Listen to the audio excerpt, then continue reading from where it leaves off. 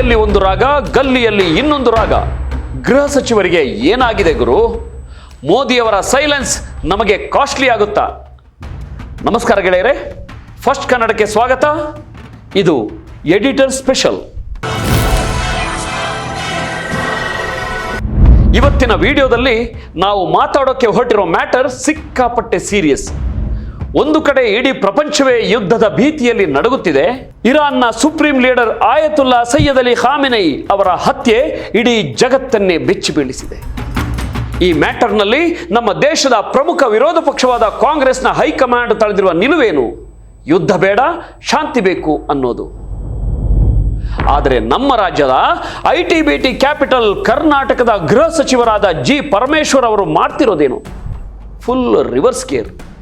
ಡೆಲ್ಲಿಯಲ್ಲಿ ಒಂದು ರಾಗ, ನಮ್ಮ ಗಲ್ಲಿಯಲ್ಲಿ ಇನ್ನೊಂದು ರಾಗ. ರಾಜ್ಯದಲ್ಲಿ ಕ್ರೈಮ್ ರೇಟ್ ಸಿಕ್ಕಾಪಟ್ಟೆ ಆಗ್ತಿದ್ರು ಕಣ್ಣು ಮುಚ್ಚಿ ಕೂತಿರೋ ಇವರು ಅಂತಾರಾಷ್ಟ್ರೀಯ ಮಟ್ಟದ ವಿಚಾರದಲ್ಲಿ ಪ್ರತಿಭಟನೆ ಮಾಡುವವರನ್ನ ಟ್ರ್ಯಾಕ್ ಮಾಡ್ತೀವಿ ಅಂತ ಬಡಬಡಾಯಿಸ್ತಿದ್ದಾರೆ. ಏನಿದ್ರೆ ಹಿಂದಿನ ಲಾಜಿಕ್ ಗುರು? ಬನ್ನಿ ಇವತ್ತಿನ ಈ ವಿಡಿಯೋದಲ್ಲಿ ಇದನ್ನೇ ಎಳೆ ಎಳೆಯಾಗಿ ಬಿಡಿಸಿಡೋಣ. ಹೈಕಮಾಂಡ್ ನಿಲುವು ವರ್ಸಸ್ ಪರಮೇಶ್ವರ್ ಅವರ ಉಲ್ಟಾ ಹೊಡೆತ. ಗೆಳೆಯರೆ, ಫಸ್ಟ್ ನಾವು ನ್ಯಾಷನಲ್ ಲೆವೆಲ್ ಮ್ಯಾಟರ್ ನೋಡೋಣ.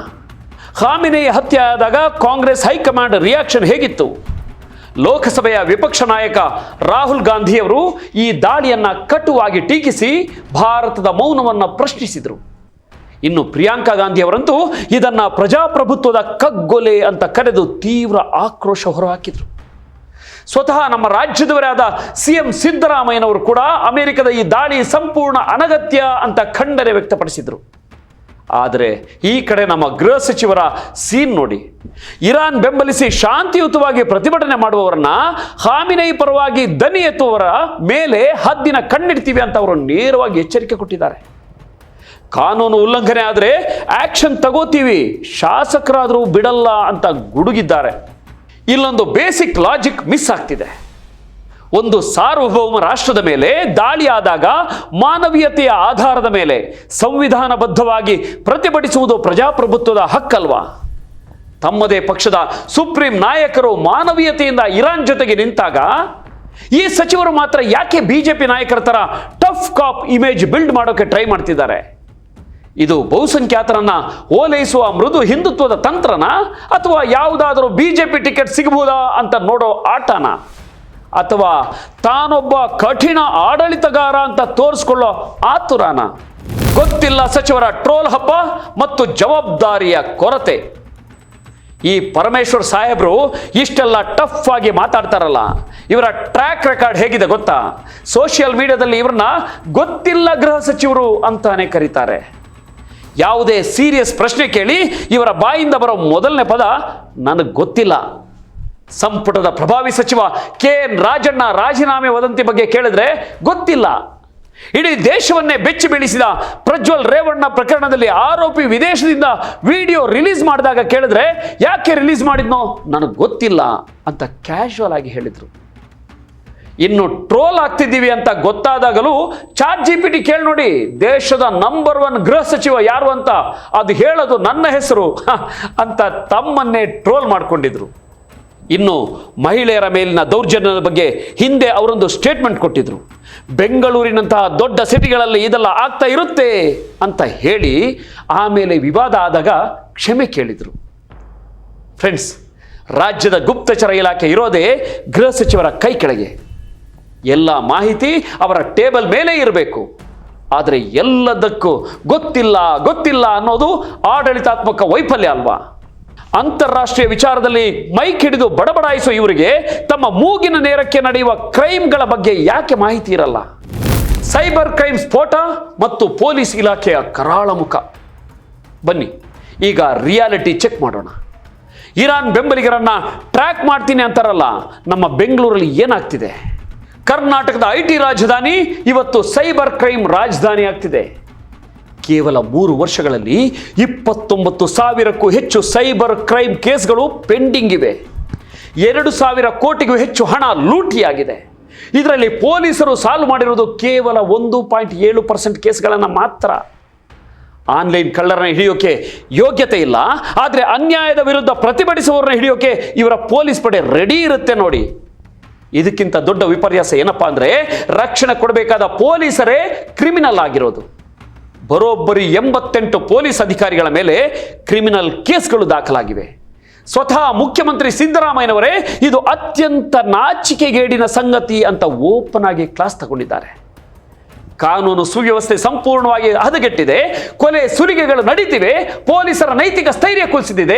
ಇಷ್ಟೆಲ್ಲ ಆಗ್ತಿದ್ರು ನಮ್ಮ ಗೃಹ ಸಚಿವರು ಅದನ್ನ ಸರಿಪಡಿಸುವ ಬದಲು ವಿರೋಧ ಪಕ್ಷದವರನ್ನ, ಪ್ರತಿಭಟನಾಕಾರರನ್ನ ದಮನ ಮಾಡಲಿಕ್ಕೆ ಹೇಟ್ ಸ್ಪೀಚ್ ಬಿಲ್ ನಂತಹ ಕಠಿಣ ಕಾನೂನುಗಳನ್ನ ಪಾಸ್ ಮಾಡ್ಕೊಂಡು ಕೂತಿದ್ದಾರೆ. ಇದು ಎಂಥ ಆಡಳಿತ ಗುರು! ಹೈಕಮಾಂಡ್ನ ದಿವ್ಯ ಮೌನ ಮತ್ತು ಪವರ್ ಪಾಲಿಟಿಕ್ಸ್ ಇದೆಲ್ಲ ನೋಡ್ತಿದ್ರೆ ನಿಮಗೊಂದು ಡೌಟ್ ಬರಲ್ವಾ? ಇಷ್ಟೆಲ್ಲ ಎಡವಟ್ಟು ಮಾಡ್ತಿದ್ರು ಕಾಂಗ್ರೆಸ್ ಹೈಕಮಾಂಡ್ ಯಾಕೆ ಸೈಲೆಂಟ್ ಆಗಿದೆ? ರಾಹುಲ್ ಗಾಂಧಿ ಯಾಕೆ ಇವರನ್ನ ಪ್ರಶ್ನೆ ಮಾಡ್ತಿಲ್ಲ? ಇದರ ಹಿಂದಿರೋದು ಪಕ್ಕಾ ಪವರ್ ಪಾಲಿಟಿಕ್ಸ್ ಮತ್ತು ಜಾತಿ ಲೆಕ್ಕಾಚಾರ. ಒಂದು ಕಡೆ ಸಿಎಂ ಸಿದ್ದರಾಮಯ್ಯ, ಮತ್ತೊಂದು ಕಡೆ DCM DK ಶಿವಕುಮಾರ್ ನಡುವೆ ಕೋಲ್ಡ್ ವಾರ್ ನಡೀತಿದೆ ಅನ್ನೋದು ಜಗಜ್ಜಾಹೀರಾಗಿದೆ. ಆದರೆ ಇವರಿಬ್ಬರ ಸಂಬಂಧ ಹಾಲು ಜೇನಿನಂತೆ ಇದೆ ಅಂತ ಸಿಎಂ ಕವರ್ ಅಪ್ ಮಾಡ್ತಾರೆ. ಈ ಜಗಳದ ಲಾಭ ಪಡೆಯೋಕೆ ಕಾಯ್ತಿರೋ ಮೂರನೇ ವ್ಯಕ್ತಿ ಇದೇ ಗೃಹ ಸಚಿವ ಪರಮೇಶ್ವರ್. ನಾನು ಕೂಡ ಯಾವತ್ತಿಗೂ ಸಿಎಂ ರೇಸ್ನಲ್ಲಿ ಇರ್ತೀರಿ ಅಂತ ಅವರೇ ಓಪನ್ ಆಗಿ ಹೇಳಿಕೆ ಕೊಟ್ಟಿದ್ದಾರೆ. ಸಿದ್ದರಾಮಯ್ಯನವರ ತವರು ಕ್ಷೇತ್ರದಲ್ಲೇ ತಮ್ಮ ಬೆಂಬಲಿಗರ ಮೂಲಕ ಬೃಹತ್ ಸಮಾವೇಶ ಮಾಡಿಸಿ ತಾನೊಂದು ಪ್ರತ್ಯೇಕ ಪವರ್ ಸೆಂಟರ್ ಅಂತ ತೋರಿಸಿಕೊಳ್ಳುವ ಪ್ರಯತ್ನ ನಡೀತಿದೆ. ದಲಿತ ಸಿಎಂ ಕೂಗು ಇರೋದ್ರಿಂದ ಇವರನ್ನು ಮುಟ್ಟಿದರೆ ದಲಿತ ವೋಟ್ ಬ್ಯಾಂಕ್ಗೆ ಪೆಟ್ಟಾಗುತ್ತೆ ಅನ್ನೋ ಭಯ ಹೈಕಮಾಂಡ್ಗೆ. ಹೀಗಾಗಿ ಇವರು ಪಕ್ಷದ ಐಡಿಯಾಲಜಿಗೆ ಉಲ್ಟ ಹೊಡೆದ್ರು ಮೌನವಾಗಿ ಕೂರೋದು ಹೈಕಮಾಂಡ್ಗೆ ಅನಿವಾರ್ಯವಾಗಿದೆ. ಅಸಹಾಯಕತೆ ಅಂದರೆ ಇದೇ ಅಲ್ವಾ ಬಾಸ್? ಗೆಳೆಯರೇ, ಇದೆಲ್ಲದರ ಮಧ್ಯೆ ಬಲಿಯಾಗ್ತಿರೋದು ಯಾರು? ಸಾಮಾನ್ಯ ಜನ. ಮಾನವೀಯತೆಯ ನೆಲೆಗಟ್ಟಿನಲ್ಲಿ ಯೋಚನೆ ಮಾಡಿ, ಜಗತ್ತಿನ ಎಲ್ಲೋ ಒಂದು ಕಡೆ ಅನ್ಯಾಯವಾದಾಗ, ಯುದ್ಧ ನಡೆದಾಗ ಅದರ ವಿರುದ್ಧ ಶಾಂತಿಯುತವಾಗಿ ಪ್ರತಿಭಟಿಸುವ ಹಕ್ಕು ಪ್ರತಿಯೊಬ್ಬರಿಗೂ ಇದೆ. ಯುವ ಜನತೆಗೆ ಬೇಕಿರೋದು ಭದ್ರತೆ. ನಮ್ಮ ಅಕೌಂಟ್ನಲ್ಲಿರೋ ದುಡ್ಡು ಸೈಬರ್ ಕಳ್ಳರ ಪಾಲಾಗದಂತೆ ತಡೆಯೋಕೆ ನಮಗೊಬ್ಬ ಗೃಹ ಸಚಿವ ಬೇಕು. ರಸ್ತೆಗಿಳಿದ್ರೆ ಸೇಫ್ ಆಗಿ ಮನೆಗೆ ಹೋಗ್ತೀವಿ ಅನ್ನೋ ಭರವಸೆ ಕೊಡೋ ಪೊಲೀಸ್ ವ್ಯವಸ್ಥೆ ಬೇಕು. ವಿಶ್ವಸಂಸ್ಥೆಯ ತಜ್ಞರೇ ಭಾರತದ ಪೊಲೀಸ್ ವ್ಯವಸ್ಥೆಯ ವೈಫಲ್ಯಗಳ ಬಗ್ಗೆ ಕಳವಳ ವ್ಯಕ್ತಪಡಿಸಿದ್ದಾರೆ. ಹೀಗಿರುವಾಗ ಜನರ ರಕ್ಷಣೆ ಮಾಡಬೇಕಾದವರು ಕೇವಲ ರಾಜಕೀಯ ಲೆಕ್ಕಾಚಾರಕ್ಕಾಗಿ, ಸಿಎಂ ಕುರ್ಚಿಗಾಗಿ ದ್ವಂದ್ವ ಹೇಳಿಕೆಗಳನ್ನು ಕೊಡ್ತಾ ಕೂತ್ರೆ ರಾಜ್ಯದ ಗತಿ ಏನು? ಪಕ್ಷದ ವರಿಷ್ಠರು ಶಾಂತಿಯ ಪರ ಮಾತಾಡಿದಾಗ ಇವರು ದಮನಕಾರಿ ನೀತಿ ಅನುಸರಿಸೋದು ಕೇವಲ ಸೈದ್ಧಾಂತಿಕ ದಾರಿದ್ರ್ಯವನ್ನಷ್ಟೇ ಅಲ್ಲ, ಮಾನವೀಯತೆಯ ಕೊರತೆಯನ್ನು ಎತ್ತಿ ತೋರಿಸುತ್ತೆ. ಹೈಕಮಾಂಡ್ ಇನ್ನಾದರೂ ಎಚ್ಚೆತ್ತು ಇಂಥ ಆಡಳಿತಾತ್ಮಕ ವೈಫಲ್ಯಗಳಿಗೆ ಬ್ರೇಕ್ ಹಾಕಬೇಕಾಗಿದೆ. ಮೋದಿ ಅವರ ಸೈಲೆನ್ಸ್ ನಮಗೆ ಕಾಸ್ಟ್ಲಿ ಆಗುತ್ತಾ? ಈಗ ಈ ಯುದ್ಧದ ಮತ್ತೊಂದು ಮಗ್ಗುಲಿಗೆ ಬರೋದಾದ್ರೆ, ಯುದ್ಧ ಅಂದ ಕೂಡಲೇ ನಮಗೆ ನೆನಪಾಗೋದು ಬಾಂಬ್, ಕ್ಷಿಪಣಿ, ಸಾವು ನೋವು. ಆದರೆ ಈ ಯುದ್ಧ ಕೇವಲ ಇಸ್ರೇಲ್ ಆಕ್ಯುಪೈಡ್ ಪ್ಯಾಲೆಸ್ತೈನ್ ಅಥವಾ ಇರಾನ್ ನೆಲಕ್ಕೆ ಸೀಮಿತವಾಗಿಲ್ಲ. ಇದರ ಬಿಸಿ ನೇರವಾಗಿ ನಿಮ್ಮ ಜೇಬಿಗೆ, ಅಂದರೆ ನಿಮ್ಮ ಬೈಕ್ ಪೆಟ್ರೋಲ್ಗೆ, ನಿಮ್ಮ ಅಡುಗೆ ಎಣ್ಣೆಗೆ ತಟ್ಟುತ್ತಿದೆ. ಇಡೀ ಜಗತ್ತು ಇರಾನ್ನ ಇವತ್ತಿನ ಪರಿಸ್ಥಿತಿ ನೋಡಿ ರಿಯಾಕ್ಟ್ ಮಾಡ್ತಿದ್ರೆ, ನಮ್ಮ ಪ್ರಧಾನಿ ಮೋದಿಯವರು ಮಾತ್ರ ಒಂದು ಸಣ್ಣ ಟ್ವೀಟ್ ಕೂಟ ಮಾಡದೆ ಮೌನಕ್ಕೆ ಶರಣಾಗಿದ್ದಾರೆ. ಈ ಮೌನ ಸ್ಟ್ರಾಟಜಿಕ್ ಹೌದೋ ಅಲ್ವೋ ಗೊತ್ತಿಲ್ಲ, ಆದರೆ ಭಾರತಕ್ಕೆ ಇದರಿಂದ ಆಗೋ ಲಾಸ್ ಮಾತ್ರ ತುಂಬಾನೇ ದೊಡ್ಡದಿದೆ. ಮಣ್ಣಾದ ಚಾಬಹಾರ್ ಎಂಬ ಕನಸು. ಫಸ್ಟ್ ಪಾಯಿಂಟ್, ಈ ನಕ್ಷೆ ನೋಡಿ. ಪಾಕಿಸ್ತಾನವನ್ನು ಬೈಪಾಸ್ ಮಾಡಿ ಅಫ್ಘಾನಿಸ್ತಾನ ಮತ್ತು ರಷ್ಯಾಗೆ ಹೋಗೋಕೆ ನಮಗಿರೋ ಏಕೈಕ ದಾರಿ ಇರಾನ್ನ ಚಾಬಹಾರ್ ಪೋರ್ಟ್. ಭಾರತ ಸಾವಿರಾರು ಕೋಟಿ ರೂಪಾಯಿಗಳನ್ನು ಇಲ್ಲಿ ಇನ್ವೆಸ್ಟ್ ಮಾಡಿಕೊಂಡಿದೆ. ಆದರೆ ಇವತ್ತು ಇರಾನ್ ಪೆಟ್ಟು ತಿಂತಿದ್ರು ನಾವು ಕನಿಷ್ಠ ಸಂತಾಪ ಸೂಚಿಸಿಲ್ಲ. ಇರಾನ್ ನಮಗೆ ಕೇವಲ ವ್ಯಾಪಾರಿ ರಾಷ್ಟ್ರವಲ್ಲ, ಅದು ನಮ್ಮ ಮಿತ್ರ ರಾಷ್ಟ್ರ ಕೂಡ. ನಾವು ಅವರ ಕಷ್ಟಕ್ಕೆ ನಿಲ್ಲದೆ ಹೋದರೆ ಚಾಬಹಾರ್ ಪೋರ್ಟ್ ಪ್ರಾಜೆಕ್ಟ್ ಏನಾಗುತ್ತೆ? ಇರಾನ್ ಇದನ್ನು ಚೀನಾಗೇನಾದರೂ ಬಿಟ್ಕೊಟ್ರೆ ನಮ್ಮ ಪರಿಸ್ಥಿತಿ ಏನು? ಯೋಚನೆ ಮಾಡಿ. ನಮ್ಮ ಈ ಡಿಪ್ಲೊಮ್ಯಾಟಿಕ್ ಸೈಲೆನ್ಸ್ ಚೀನಾಗೆ ರೆಡ್ ಕಾರ್ಪೆಟ್ ಹಾಕಿಕೊಟ್ಟ ಹಾಗೆ ಅಲ್ವಾ? ಪೆಟ್ರೋಲ್ ಬೆಲೆ ಮತ್ತು ನಿಮ್ಮ ಜೇಬು. ಈಗ ನಿಮ್ಮ ವಿಷಯಕ್ಕೆ ಬರೋಣ. ಇಂಡಿಯಾ ತನ್ನ ಅಗತ್ಯದ 80% ಹೆಚ್ಚು ತೈಲವನ್ನು ಇಂಪೋರ್ಟ್ ಮಾಡಿಕೊಳ್ಳುತ್ತೆ. ಯುದ್ಧದ ಕಾರಣದಿಂದ ಇರಾನ್ನ ತೈಲ ಕೇಂದ್ರಗಳ ಮೇಲೆ ದಾಳಿ ಆದರೆ ಸಪ್ಲೈ ಕಟ್ ಆಗುತ್ತೆ. ಮಾರ್ಕೆಟ್ನಲ್ಲಿ ಡಿಮ್ಯಾಂಡ್ ಜಾಸ್ತಿಯಾಗಿ ಪೆಟ್ರೋಲ್ ಡೀಸೆಲ್ ಬೆಲೆ ಗಗನಕ್ಕೆ ಏರುತ್ತೆ. ಮೋದಿಯವರು ಇಸ್ರೇಲ್ ಆಕ್ಯುಪೈಡ್ ಪ್ಯಾಲೆಸ್ತೈನ್ ಪರವಾಗಿ ಒಲವು ತೋರಿಸಿರೋದು ನಮಗೆ ಗೊತ್ತಿರೋ ವಿಷಯ. ಆದರೆ ಅರಬ್ ರಾಷ್ಟ್ರಗಳು ಮತ್ತು ಇರಾನ್ ಜೊತೆ ಮುನಿಸ್ಕೊಂಡ್ರೆ ಅವರು ನಮಗೆ ಕೊಡ್ತಿರೋ ರಿಯಾಯಿತಿ ದರದ ತೈಲ ನಿಂತು ಹೋಗ್ಬೋದು. ರಷ್ಯಾದಿಂದ ತೈಲ ತರ್ತೀವಿ ಅನ್ನೋದು ಹಳೇ ಕತೆ ಅಥವಾ ಮುಗಿದು ಹೋದ ಅಧ್ಯಾಯ ಆಯಿತು. ಯಾಕಂದ್ರೆ ಆ ತೀರ್ಮಾನಗಳನ್ನು ಈಗ ತೆಗೆದುಕೊಳ್ಳೋದು ಭಾರತವಲ್ಲ ಬಾಸ್, ಬದಲಿಗೆ ಅಮೆರಿಕದ ಅಧ್ಯಕ್ಷ ಡೊನಾಲ್ಡ್ ಟ್ರಂಪ್ ಮಾರಾಯ್ರೆ. ಯಾವುದೋ ದೇಶದ ಅಧ್ಯಕ್ಷ ನಮ್ಮ ದೇಶವನ್ನ ಈ ಮಟ್ಟಿಗೆ ಕಂಟ್ರೋಲ್ ಮಾಡ್ತಿರೋದು. ಏನ್ರಿ ಇದು? ಈ ಬೆಲೆ ಏರಿಕೆಯ ಹೊರೆ ಯಾರ ಮೇಲೆ ಬೀಳುತ್ತೆ? ಮಧ್ಯಮ ವರ್ಗದ ಜನರ ಮೇಲೆ ಮತ್ತು ಉದ್ಯೋಗ ಹುಡುಕುತ್ತಿರುವ ಯುವಕರ ಮೇಲೆ ಅಲ್ವಾ? ಇಲ್ಲಿರೋ ಕ್ರಿಟಿಕಲ್ ಪಾಯಿಂಟ್ ಅಂದ್ರೆ ಭಾರತ ಯಾವಾಗಲೂ ನಾನ್ ಅಲೈನ್ಮೆಂಟ್ ಪಾಲಿಸ್ತಾ ಇತ್ತು, ಅಂದ್ರೆ ಯಾರ ಕಡೆಗೂ ವಾಲ್ತಿರ್ಲಿಲ್ಲ. ಆದರೆ ಈಗ ನಾವು ಅಮೆರಿಕ ಮತ್ತು ಇಸ್ರೇಲ್ ಆಕ್ಯುಪೈಡ್ ಪ್ಯಾಲೆಸ್ಟೈನ್ ಬಣಕ್ಕೆ ಸಂಪೂರ್ಣವಾಗಿ ಸರಿದು ಹೋದಂತೆ ಕಾಣ್ತಿದೆ. ಇರಾನ್ನಂತಹ ಹಳೆಯ ಮಹತ್ವದ ಗೆಳೆಯನನ್ನ ನಾವು ಕಳೆದುಕೊಳ್ತಿದ್ದೀವಿ.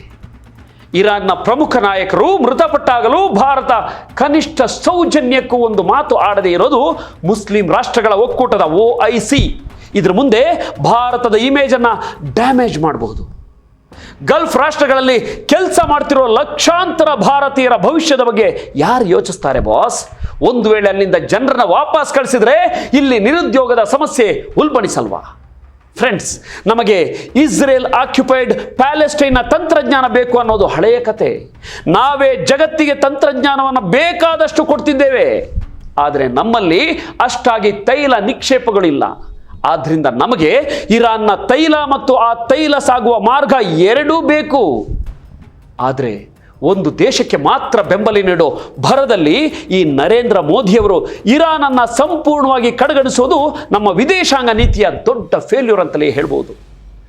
ಮೋದಿಯವರ ಈ ನಡೆ ಮುಂದಿನ ದಿನಗಳಲ್ಲಿ ಇಂಡಿಯನ್ ಎಕಾನಮಿಗೆ ಮಾಸ್ಟರ್ ಸ್ಟ್ರೋಕ್ ಆಗುತ್ತಾ ಅಥವಾ ಡೆಡ್ಲಿ ಬ್ಲೋ ಆಗುತ್ತಾ ಅಂತ ಕಾದು ನೋಡಬೇಕಿದೆ. ನಿಮಗೇನನ್ಸುತ್ತೆ? ಭಾರತ ಇರಾನ್ ಪರವಾಗಿ ಮಾತನಾಡಬೇಕಿತ್ತಾ? ನಿಮ್ಮ ಅಭಿಪ್ರಾಯವನ್ನ ಕಮೆಂಟ್ ಬಾಕ್ಸ್ನಲ್ಲಿ ಹಾಕಿ.